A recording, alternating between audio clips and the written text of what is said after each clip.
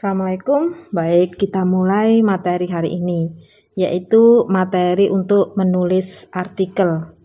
Materi yang akan kita pelajari hari ini adalah fungsi artikel pada web dan cara mengembangkan kata kunci. Dan juga di akhir nanti kita akan belajar mengenai teknik menulis artikel. Fungsi artikel pada website itu adalah untuk menambah pengunjung website. Setiap artikel konten baru kita berarti ada kata-kata kunci baru, halaman baru, sehingga semakin banyak kail yang akan Anda lemparkan ke laut, semakin besar kemungkinan Anda untuk menangkap ikan. Di sini semakin banyak konten yang Anda share kepada publik, maka semakin membuat kesempatan Anda untuk muncul di halaman pertama Google Search itu semakin bagus. Nah, artikel yang bagus itu bisa menjadi sebuah cara untuk search engine optimasi. Apa sih search engine optimasi? Search engine optimasi adalah pengoptimasian search engine. Search engine itu Google. Ketika Anda masuk ke Google, kemudian Anda melihat halaman pencarian, nah itulah yang disebut dengan search engine.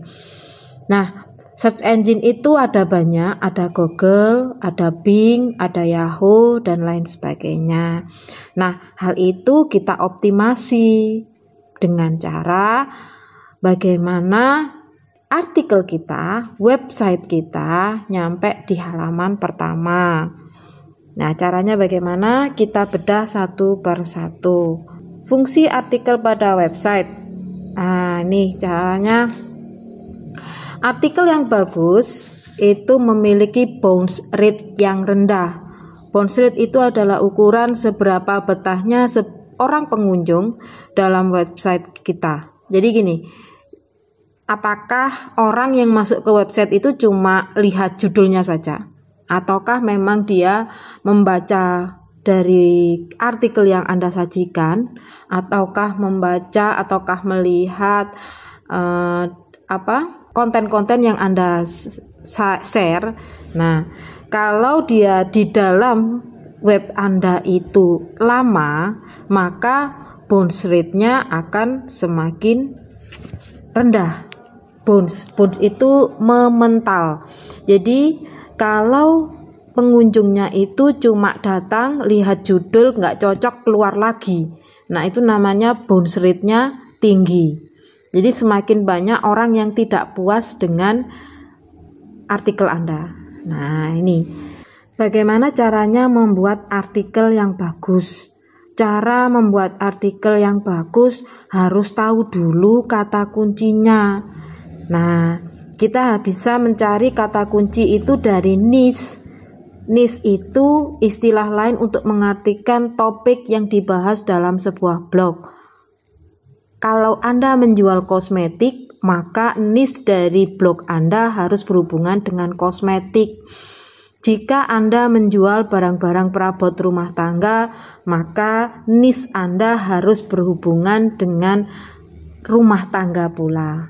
Nah, seperti itu. Itu adalah niche, topik yang dibahas dalam sebuah blog. Niche website atau blog itu berfungsi sebagai tujuan agar konten kita lebih fokus. Relevansi antar artikel. Jadi setiap artikel di halaman pertama, artikel di halaman kedua, dan artikel selanjutnya itu memiliki relevansi, nyambung. Nah, jangan sampai Anda jualan kosmetik tapi tiba-tiba Anda bicara tentang politik. Ini maka artikel Anda tidak nyambung, tidak relevan. Yang ketiga, segmentasinya jelas. Ketika Anda menjual barang-barang kosmetik, maka segmentasi Anda jelas. Siapa yang akan Anda tuju, siapa yang akan Anda share kontennya. Kalau jual kosmetik, pasti jelas Anda akan memberikan layanan kepada ibu-ibu rumah tangga, kepada anak-anak remaja, perempuan. Nah, seperti itu.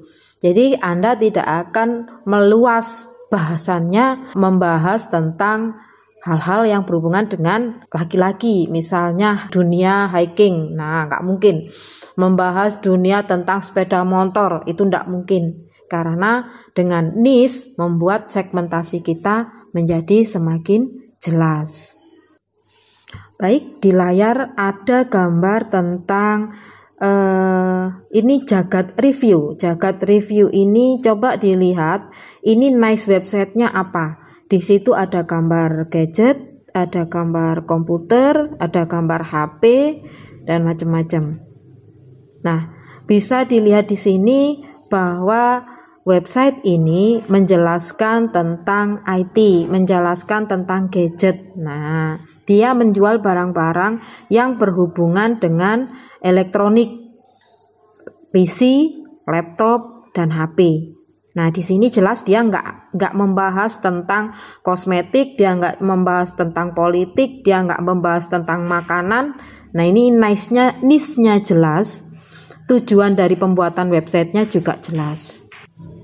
Cara mengembangkan kata kunci. Contoh niche-nya adalah kursus komputer. Maka Anda bisa mencari hal-hal yang berhubungan dengan kursus komputer. Contohnya nomor 1 tutorial, nomor 2 info software, nomor 3 review software komputer, nomor 4 tips dan trik komputer, nomor 5 US, nomor 6 daftar kursus, nomor 7 pilihan kursus, dan nomor 8 dan lain-lain. Mencari niche itu bisa dicari dengan menggunakan Google Search. Mengembangkan kata kunci. Kata kunci itu ada dua, yang satu short tail keyword, yang dua adalah long tail keyword. Short tail keyword adalah kata kunci utama yang biasanya hanya terdiri dari satu atau dua kata. Long tail keyword adalah kata kunci yang terdiri dari beberapa kata. Long tail keyword bisa juga berupa sebuah kalimat. Baik, kita masuk pada cara mengembangkan kata kunci. Setelah Anda menemukan satu niche untuk perusahaan Anda atau usaha Anda, maka kembangkan menjadi 4 jenis keyword. 4 jenis keyword, yang pertama adalah informasional, yang kedua adalah navigasional, yang ketiga adalah commercial investigation, yang keempat adalah transaksional. Ketika kata kunci utamanya digital marketing, maka kata kunci turunannya adalah digital marketing solution. Terus kemudian keyword untuk informasi, cara promosi melalui digital marketing. Ini berarti Anda memberikan informasi kepada pembaca cara bagaimana promosi melalui digital marketing. Sedangkan untuk komersial investigasi ada contoh judulnya seperti ini, 5 tips memilih jasa digital marketing. Nah, kemudian untuk yang transaksional, Anda bisa memilih judul jasa digital marketing terpercaya. Untuk lebih memudahkan Anda, maka saya membuat contoh seperti berikut, yaitu kategori utama, perabot rumah tangga. Kategori turunan itu bisa dari informasional, itu resep, cemilan, minuman, cara merawat. Sedangkan komersial investigasi, kita bisa cara memasak, alat memasak. Sedangkan dari transaksional, kita bisa belanja online atau cara bayar belanja online. Kenapa saya tidak memberikan contoh navigasional? Karena navigasional ini lebih kepada penggunaan Google Map. Jadi bagaimana cara orang lain bisa menemukan tempat usaha Anda, itu adalah navigasional. Sampai di sini dulu untuk materi hari ini. Kita lanjutkan pada sesi selanjutnya. Assalamualaikum warahmatullahi wabarakatuh. Selamat belajar dan semangat selalu.